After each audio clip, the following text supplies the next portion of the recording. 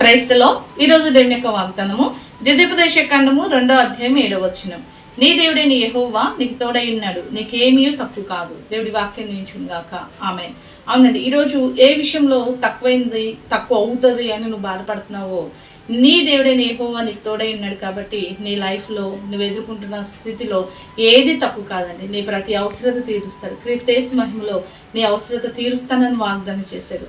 ఆ దేవుడిని నువ్వు తోడుగా చేసుకో. నీ ఇరుకుల్లో, నీ ఇబ్బందుల్లో, నీ అవసరతల్లో దేవుని నువ్వు తోడుగా చేసుకో. నువ్వు తప్ప నాకు సహాయం చేయవారు ఎవరు లేరయ్యా, నువ్వు తప్ప నన్ను ఆదుకున్న వారు ఎవరు లేరయ్యా, నువ్వు తప్ప ఈ పరిస్థితి నుంచి విడిపించేవారు ఎవరు లేరు ప్రభా అని ఎవరైతే దేవుడి మీద ఆధారపడతారో వారి జీవితంలో ఏది కూడా కొదవ లేకుండా, తక్కువ కాకుండా దేవుడు చూసుకుంటాడంట. కాబట్టి మన దేవుడిని మనకు తోడుగా చేసుకొని ఏ కొదవ లేని వారంగా, మన జీవితంలో ఏది తక్కువ లేని వారంగా దేవుడి చేత సమృద్ధిలోకి నడిపించే స్థితి దేవుడు మనకందరికీ కలుగు చేయనుగాక.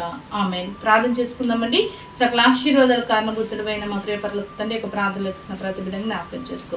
నీ బిడ్డలు ఏ కొదుగుతో ఏది వారి జీవితంలో తక్కువైందని బాధపడుతున్నారు అవన్నీ వారి జీవితంలో తొలగించి సమృద్ధిని దయచేయమని యేసు నామములో ప్రార్థిస్తున్నాము తండ్రి. ఆమేన్.